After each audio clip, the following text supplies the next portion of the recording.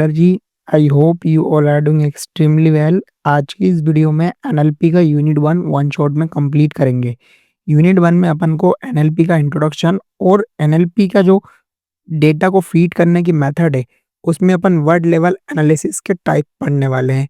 तो unit one जो है आपके एग्जाम्स के परस्पेक्टिव से 14 मार्क्स कंटेंट करता है। और जैसा कि ये वाले जो सब्जेक्ट हैं ये थोड़ा सा कॉम्प्लेक्स है, तो आपको इस वीडियो को कम्प्लीटली देखना है। और मेरा पर्सपेक्टिव ये है, कभी भी न्यू सब्जेक्ट को पढ़ने से पहले आप क्या करो, उसका एक पूरा ओवरव्यू ले लो, एक पूरा रोड मैप ले लो कि उसमें क्या क्या टेक्नोलॉजी है। तो आपको जब पूरा फुल ओवरव्यू मिल जाता है तो आप किसी भी सब्जेक्ट को पढ़ने के लिए रेडी हो जाते हो 100%। अब वो आप कैसे करोगे? तो बहुत ही सिंपल आंसर, हमारे एनएलपी के ऊपर मैंने 3 वीडियोस ऑलरेडी अपलोड कर दिया है, जो थोड़ी लॉन्ग वीडियोस है, बट आपको वो बहुत अच्छा नॉलेज दे देंगी एनएलपी की फील्ड का। जहाँ पे देखो इस तरीके से वाइड रेंज ऑफ टॉपिक्स मैंने कवर करे हैं अपने इन 3 वीडियोस में। सबका लिंक आपको डिस्क्रिप्शन में मिल जाएगा, जाके चेकआउट करो और फिर आओ इस वीडियो में, क्योंकि ये वीडियो मैं बना रहा हूँ आपके ओनली एग्जाम्स के पर्सपेक्टिव से। ठीक है, तो यहाँ पे आपको पढ़ना है origin and challenges, language modelling क्या होता है, grammar based LM large language model क्या होते हैं, स्टैटिकल मॉडल्स क्या होते हैं, फाइन ट्यूनिंग, यहाँ पे English morphology, it is a important topic. ठीक है, ये सारी टेक्निक्स क्या होती हैं एनएलपी के अंदर। सो यस, स्टार्ट करते हैं आप इस वीडियो को। पहली टेक्नोलॉजी है अपनी, इंट्रोडक्शन टू एनएलपी। अब जैसा मैंने बोला ये टेक्नोलॉजी है, इसका मतलब क्या है? It is a part of II. ठीक है, it is a part of artificial intelligence, लेकिन इसकी एप्लीकेशन है वो अलग ही डोमेन में काम करती हैं। डोमेन में भी आपको एक्सप्लेन करता हूँ जब अपन एप्लीकेशन पढ़ने वाले हैं। ओरिजिन की बात करें तो एक बेस्ट डेफिनेशन आपको समझ में आना चाहिए। इसका फुल फॉर्म होता है नेचुरल लैंग्वेज प्रोसेसिंग। सिंपल सा मीनिंग ये है कि अपन अपने कंप्यूटर्स को, अपन अपनी मशीन को ऐसी एबिलिटी प्रोवाइड करते हैं कि वो अपनी ह्यूमन लैंग्वेज को अंडरस्टूड कर पाए।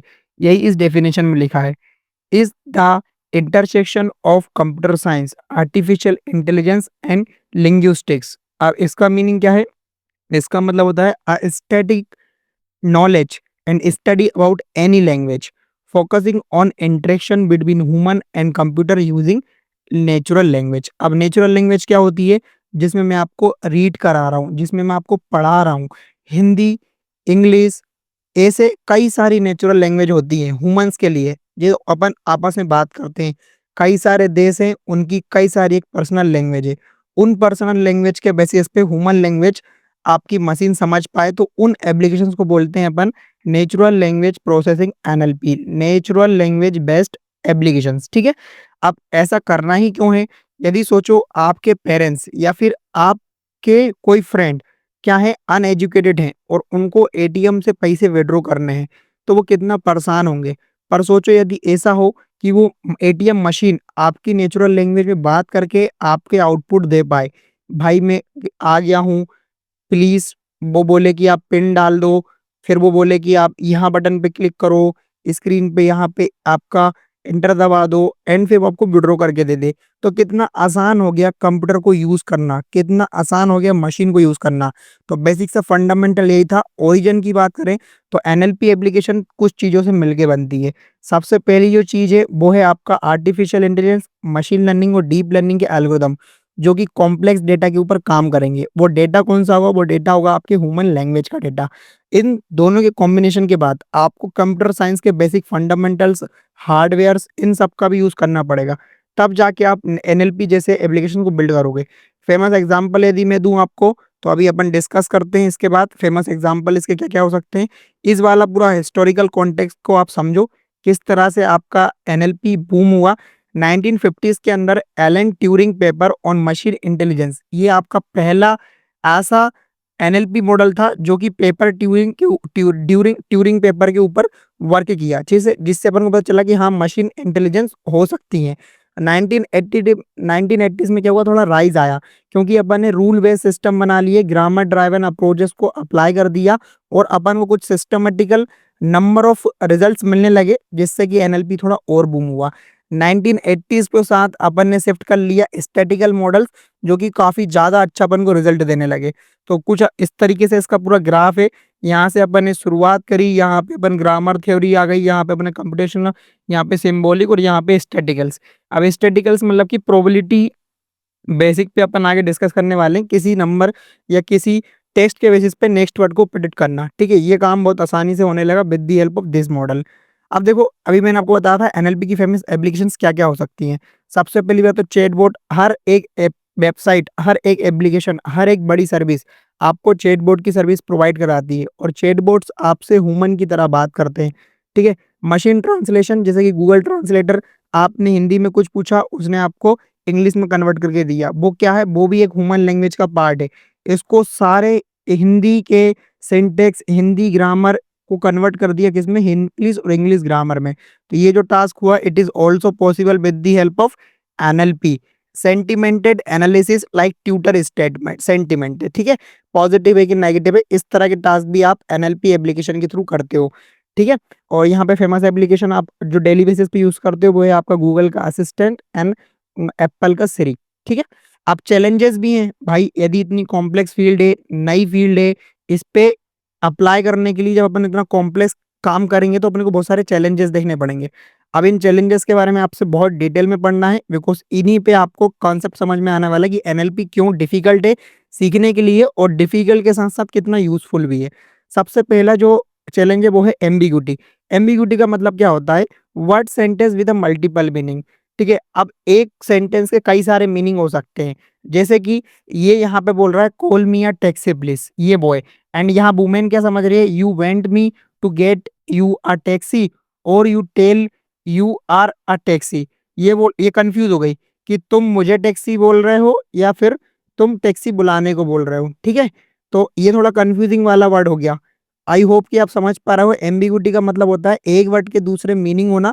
अब ये अपन एज अ ह्यूमन तो समझ गए, बट मशीन को ये वाला RUN, रन, ठीक है, कैपिटल में लिखा है, और इसको यदि अपन स्मॉल में लिखें तो RUN, ठीक है, ये हो गया स्मॉल में। दोनों वर्ड का meaning as a human we know कि रन का मतलब भी दौड़ना होता है और इस रन का मतलब भी दौड़ना होता है, but machine create ambiguity because उसको ये कैपिटल आर अलग है, उसके लिए स्मॉल और अलग है। ठीक है, आई होप कि ये प्रॉब्लम समझ में आ गया होगा। यहाँ पे कॉन्टेक्स्ट अंडरस्टैंडिंग क्या होता है, machines struggle to grasp the cultural and the situational nonsense. आप देखो यहाँ पे क्या होता है, कंटेंट है आपका, कॉन्टेक्स्ट है आपका, अंडरस्टैंडिंग होना थोड़ा सा डिफिकल्ट है। डिफरेंट कल्चर में डिफरेंट अंडरस्टैंडिंग है हर वर्ड को लेके। ठीक है, यहाँ पे रिसोर्सेज की सिक्योरिटी हो जाना, जैसे कि many language lack large of data, हर तरह के पीपल के लिए, हर तरह के नेशन के लिए अलग अलग लैंग्वेज है। ठीक है, अलग अलग लैंग्वेज है और उनका बहुत सारा लार्ज डेटा है, तो यहाँ पे रिसोर्सेज थोड़े कम होना या फिर उनमें थोड़ा सा लार्ज लेक ऑफ डेटा होना। ठीक है, ये आपका एक और चैलेंज है एनएलपी की एप्लीकेशन के अंदर। सिंटेक्स एंड सिमेंटिक्स, इसका मतलब है understanding both structure and the meaning. आपके डायग्राम का, आपके सिंटेक्स का, आपके डेटा का स्ट्रक्चर क्या है और फिर उसका मीनिंग क्या है। देखो यहाँ पे शो हो रहा है कि एनएलपी क्यों डिफिकल्ट है, क्योंकि यहाँ पे कितनी सारी लैंग्वेजेस बोली जाती हैं आपके ऑल ओवर वर्ल्ड में। अब हर लैंग्वेज को मशीन को समझाना it kind of difficult work. ठीक है, यहाँ पे कंप्यूटेशनल पावर का यूज होता है, like complex algorithm require for significant resources. अब जहाँ पे इतना सब कुछ होने के बाद, जब अपने चैलेंजेस फेस कर लिए, एनएलपी की एप्लीकेशन बिल्ड कर ली, एनएलपी के चैलेंजेस को अंडरस्टूड कर लिया, तो यहाँ पे लैंग्वेज मॉडलिंग का कॉन्सेप्ट आया। अब लैंग्वेज मॉडलिंग क्या है, एक बेसिक सा मॉडल है जिसको अपन बोल सकते हैं foundation of a many NLP task. It predicts the probability of word sequence. अब इसकी एक और डेफिनेशन में पढ़ा देता हूँ ताकि आपको बहुत इजीली ये समझ में आ जाए। Language modelling is a technique used in natural language processing that involves predicting the next word in a sentence or a sequence of words based on the context of previous word। तो इसका basic सा example मैं आपको दे सकता हूँ कि देखो भाई, जो आपके लैंग्वेज मॉडल्स होते हैं ना, वो कई तरीके के होते हैं। ठीक है, जो कि आपके पुराने वर्ड के बेसिस पे आपको नया वर्ड प्रिडिक्ट करके देते हैं। सबसे कॉमन जो होंगे वो अभी आप यूज कर सकते हो आपके प्रोजेक्ट के अंदर, वो होंगे कि प्री ट्रेनिंग लैंग्वेज मॉडल, क्योंकि उनके ऊपर काफी सारा लार्ज डेटा ऑलरेडी ट्रेन हो चुका है और आप उसको यूज कर सकते हो, जैसे कि गूगल का बार्ड। ठीक है, यहाँ पे T5, यहाँ पे स्विच ट्रांसफॉर्मर्स, इन सब की एप्लीकेशंस, इन सब की एपीआई की आपको हगिंग फेस पे मिल जाएगी। आप जाके चेकआउट करिए, बहुत ही इंटरेस्टिंग फील्ड है। आप इस पे एक रियल वर्ल्ड एप्लीकेशन भी बिल्ड कर सकते हो। दूसरा है आपका नेचुरल लैंग्वेज के मॉडल्स, जैसे कि यहाँ पे आ गया स्पीच रिकॉग्नाइजेशन। ठीक है, ये आपका नेचुरल लैंग्वेज का मॉडल है। Machine translation, text suggestions. Text suggestion का मतलब क्या है कि अभी भी आपने नोटिस किया होगा कि आप कीबोर्ड पे कुछ टाइप करते हो, जैसे कि आपने टाइप कर दिया I love and next word यदि वहां पे फूड लिखा आ रहा है, तो उसने क्या करा कि आपने कभी फ्यूचर में आपने पास्ट में बोला हुआ आई लव फूड, तो उसने आपको ये वाला वर्ड सजेस्ट कर दिया। तो it is also a part of natural language application. यहाँ पे स्टैटिकल लैंग्वेज मॉडल होते हैं, जैसे कि एनजीग्राम, डिसीजन ट्री, अडेप्टिव, ये सारे मैथमेटिकल मॉडल्स होते हैं नेचुरल लैंग्वेज के। और जो वाइडली आप यूज कर रहे हो अभी फिलहाल में, आपने अचीवमेंट लिया है लार्ज लैंग्वेज मॉडल का, जिसको अपन एलएलएम भी बोलते हैं।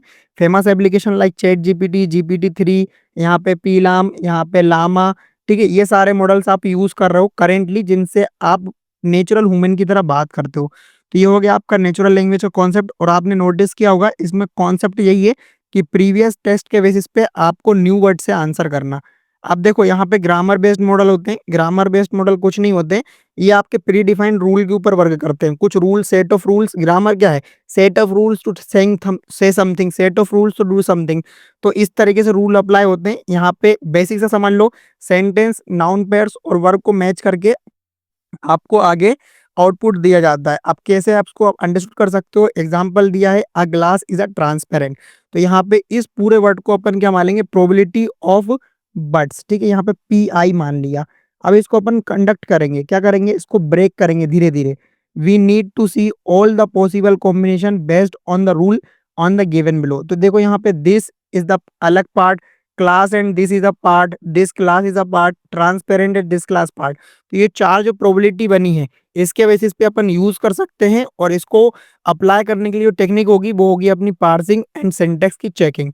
अब यहाँ पे एक और मॉडल होता है आपका स्टैटिकल्स मॉडल्स। इसका सिंपल सा मतलब है, स्टैटिस्टिकल मॉडल का सिंपल सा मतलब है use probability to predict the word based on the data. यहाँ पे समझ लो थोड़ा सा भी यदि गड़बड़ी हुई, लेकिन today is a Monday and today Monday is, तो ये थोड़ा सिंपल रहा और ये बड़ा अनफॉर्चुनल हो गया, ठीक है, अंडरस्टैंड करने के लिए। तो इसकी जो प्रोबेबिलिटी हो जाएगी वो इतनी कम हो जाएगी और इसकी प्रोबेबिलिटी इतनी हो जाएगी। मैथमेटिकल मॉडल है। अब आपको ऐसा समझ लो कि आपका जो मशीन लर्निंग मॉडल, जो भी आप नेटवर्क यूज करोगे, वो आपका ये वर्ड अंडरस्टैंड नहीं करेगा, उसको चाहिए नंबर। नंबर में आपने इसको कन्वर्ट किया और नंबर भी इस फॉर्मेट में नहीं, उसको चाहिए वेक्टर की फॉर्मेट में। अब वेक्टर क्या होता है? एन डायमेंशनल एरेज होते हैं जिसमें आप नंबर स्टोर करते हो और आपके न्यूरल नेटवर्क बहुत इजीली इसको फीड कर लेते हैं, अंडरस्टूड कर लेते हैं, ठीक है। ये आपका एग्जांपल हो गया। यहाँ पे अलग अलग टाइप के आपके मॉडल होते हैं। स्टैटिकल्स मॉडल्स की बात कर रहा हूँ मैं। यूनिग्राम मॉडल क्या होता है? Probability of a single word. Bigram model क्या होता है? Probability of a two consecutive words. यहाँ पे ट्रीग्राम मॉडल का मतलब क्या होता है? Probability of the three consecutive words, ठीक है। अब इसकी एक्टिविटी क्या है? Predict the next word on the sentence using the trigram trigram models, ठीक है। तो आई होप कि आपको ये स्टैटिकल्स मॉडल भी अंडरस्टूड हो गया होगा एंड वीडियो अच्छा लग रहा हो तो make sure to share this video, comment on this video and please try to join my telegram and whatsapp community because at the time of exam I'll provide some most important question that have big probability to come in exam. Now अब ये third concept है आपका, वो है regular expressions. इसका simple सा मतलब है, डेफिनेशन क्या है इसकी? रेगुलर एक्सप्रेशन को अपन रीजेक्स भी बोलते हैं, ठीक है। Are sequence of character use to search और match the manipulate the text based on the specific pattern.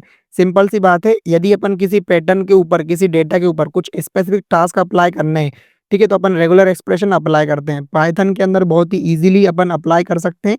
मान लो आपके पास कई सारा टेक्स्ट है, अब इसको फीड कराना है, बड़ा फीड कराने के लिए इसको ब्रेक करना होगा। ब्रेक करने के लिए मैं इस पे रेगुलर एक्सप्रेशन अप्लाई करूंगा और वो बेसिक होगा किस पे, या तो कोड के बेसिस पे कर दूं या वाइट स्पेस के बेसिस पे कर दूं, तो वो पूरे इस डॉक्यूमेंट को, इस पूरे पैराग्राफ को छोटे छोटे वर्ड्स में ब्रेक कर देगा। यहाँ पे देखो हैंड्स ऑन टास्क देते हैं कि इस तरह से आप रेगुलर एक्सप्रेशन के कुछ ऑब्जेक्ट्स हैं उनका यूज करके एक कंप्लीट टास्क करते हो। Right are regexes to find the email IDs in a document. यदि किसी डॉक्यूमेंट में ईमेल आईडी फाइंड करना है तो कैसे फाइंड करोगे? ये वाला जो बट होता है इसको बोलते हैं अपन कैरट, ठीक है। ये करता है स्टार्टिंग, स्टार्टिंग हो रही है यहाँ से ए एंड जेड। यहाँ पे जो डेज है ना वो रेंज डिफाइन कर रहा है। और तो यहाँ पे देखो ईमेल के अंदर या तो कैपिटल होंगे या स्मॉल होंगे, ठीक है। 0 to 1, 0 to 9, ये भी यहाँ पे रेंज डिसाइड कर रहा है कितने तक नंबर भी हो सकते हैं। और यहाँ पे जो डेज दिखाई कर रहा है ये वाले सिंबल्स भी हो सकते हैं। प्लस कर दो, @ is a special symbol, again same thing, again same thing, ठीक है। इस तरीके से आपका पूरा ईमेल आइडेंटिफाई हो जाएगा। यदि इस पैटर्न को आप अप्लाई करते हो आपके किसी भी डॉक्यूमेंट के अंदर है, तो वो जाके जितनी भी वहाँ पे case sensitive matching email address होंगे उनको फाइंड करके आपको दे देगा। आई होप कि आपको रेगुलर एक्सप्रेशन समझ में आए होंगे। मैंने इसका प्रैक्टिकल एग्जांपल करके बताया है यूजिंग पाइथन प्रोग्रामिंग लैंग्वेज अपनी इन सारी वीडियोस में। ठीक है, तो ये वीडियोस काफी इंपॉर्टेंट है, इनको आपको देखना ही है।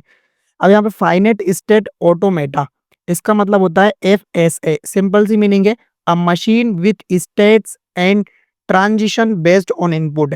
अपन मशीन को बताते हैं कि किस तरह से इनपुट को फीड करना है। देखो यहाँ पे स्पिन बटन है, यहाँ पे fast spin, medium spin, slow spin, ऐसे कुछ कंपोनेंट होते हैं, स्टेट्स, अल्फाबेट, ट्रांजिशंस। ठीक है, यहाँ पे की पूरा अपना टेक अवे क्या है कि इसको तुम ऐसा समझ सकते हो, represent in 3 form, namely graphical, tabular और मैथमेटिकल। इन सारे कॉन्सेप्ट के बेसिस पे अपन अपने इनपुट को फीड कराते हैं। ठीक है, अब मैं यहाँ पे आपको एक बेसिक सा एग्जांपल शो करने वाला हूँ। ठीक है, जिससे आपको सारा कॉन्सेप्ट क्लियर हो जाएगा। देखो एक वर्ड है ना, एक वर्ड के कई सारे मीनिंग होते हैं। सबसे पहले अपन वर्ड की बात कर रहे हैं, बिकॉज अपन एनएलपी में everything is about word. Walk, walked, walks, our model think this are different, should they be. ठीक है, हो भी सकते हैं बट ऐसा नहीं है। As a human we know कि we they all are have a same meaning. ठीक है, यहाँ पे ऑर्थोग्राफिकली वाले तो स्पेलिंग कन्वेंशन हो सकता है।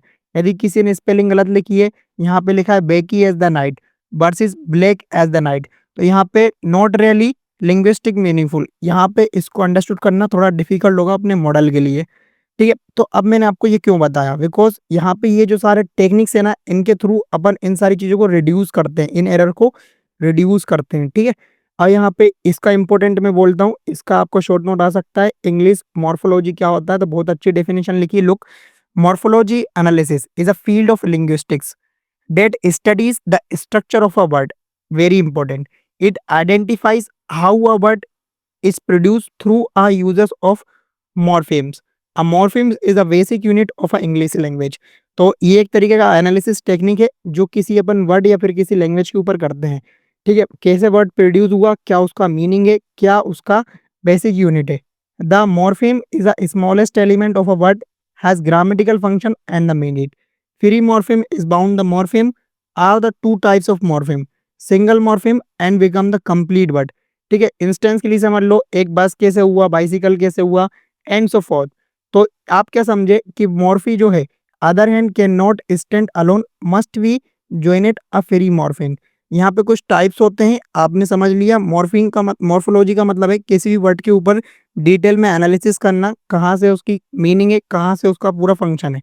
यहाँ पे दो टाइप होते हैं मॉर्फोलॉजी के। सबसे पहला होता है अपना इनफ्लेक्शनल और दूसरा होता है अपना डेरिवेशनल।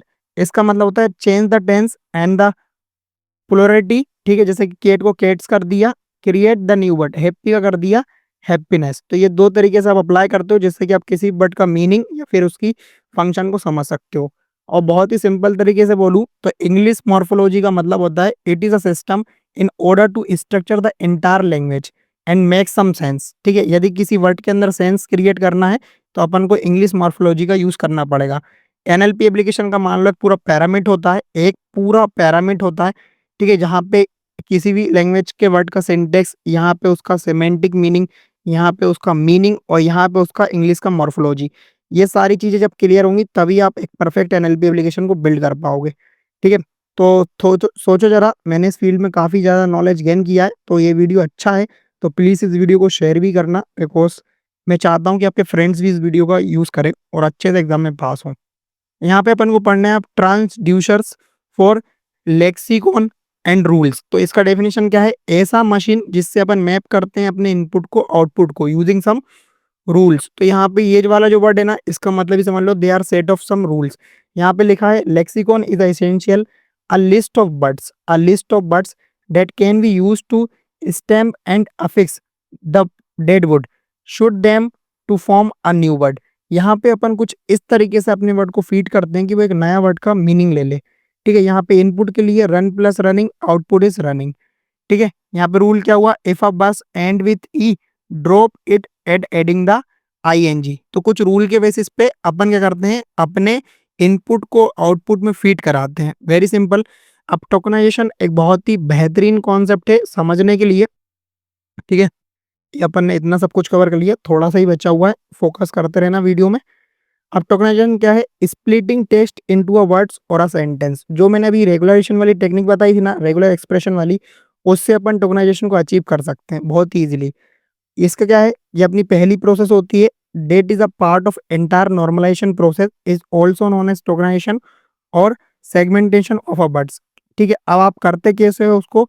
यहाँ पे पाइथन पे एक नेचुरल लैंग्वेज टूल किट करके एक लाइब्रेरी होती है, जिसपे आप अप्लाई कर सकते हो आपके पूरे डॉक्यूमेंट के ऊपर। आप बहुत इजीली इनको ब्रेक कर सकते हो based on some white space, some rule based, जैसे कि पंचुएशन या फिर सेपरेटर्स के बेसिस पे। चैलेंजेस क्या होंगे यहाँ पे? यहाँ पे कुछ ऐसे वर्ड्स होंगे जिनको आप डिटेक्ट नहीं कर पाओगे, जैसे कि डॉक्टर और मिस्टर। ठीक है, क्योंकि यहाँ पे ऑलरेडी यहाँ पे कुछ वर्ड मेंशन होते हैं, डॉट डॉट, समझ रहे हो? इस तरीके से एग्जाम्पल की समझ सकते हो, doctor Smith books is well written. तो यहाँ पे हैंड्स ऑन टेक्नोलॉजी क्या हुआ? यूजिंग पाइथन आप कर सकते हो, और मैंने अपनी वीडियोस में कराया भी है। ठीक है, ऊपर वाली वीडियोस में। लास्ट है आपका स्पेलिंग एरर डिटेक्शन कैसे करते हो और करेक्शन कैसे करते हो। अब ये इंपॉर्टेंट टेक्निक है, क्योंकि आपका जो पूरा कॉन्सेप्ट है वो इसी पे बेस्ड है। ठीक है, यदि आपकी स्पेलिंग सही नहीं होगी तो आपका मॉडल आपको परफेक्ट रिजल्ट नहीं देगा। एरर को तो सबसे पहली बात तो डिटेक्ट करना। ये क्या है? While typing into the computer, it must people are able to type a word correctly. ठीक है, most of the times appropriate entry of a words in the form of corpus. तो यहाँ पे करेक्शन करने के लिए अपने पास एडिट ये वाला एल्गोरिदम होता है। अभी अपन पढ़ने वाले मिनिमम एडिट डिस्टेंस वाला एल्गोरिदम, उसको अप्लाई करते हैं। और यहाँ पे तो मैं सब लोग एग्जाम्पल के लिए यहाँ पे दिया हेलो, बट करेक्शन के बाद इट इज़ अ हेलो। ठीक है, ये आपको कैसे पता चला? इस टेक्निक की वजह से पता चला। लेकिन अब इसको सही करने के लिए आपने क्या करा? मिनिमम एडिट डिस्टेंस वाला एल्गोरिदम अप्लाई करा। अब ये एल्गोरिदम क्या होता है? Measure how many operations are be done like insert, delete और substitute air we needed to convert into another word. आपने ऑटो कैरेक्ट का फ्यूचर देखा होगा, वहां पे आपको मैंने अभी एक्सप्लेन किया कि आपके कीबोर्ड में नेक्स्ट वर्ड प्रिडिक्शन होके आ जाता है। It is behind NLP and the algorithm is work is minimum edit distance algorithm. ये आपका फॉर्मूला होता है कितने इंसर्ट होने हैं, कितने डिलीट होते हैं, कितने सब्स्टिट्यूट होने हैं।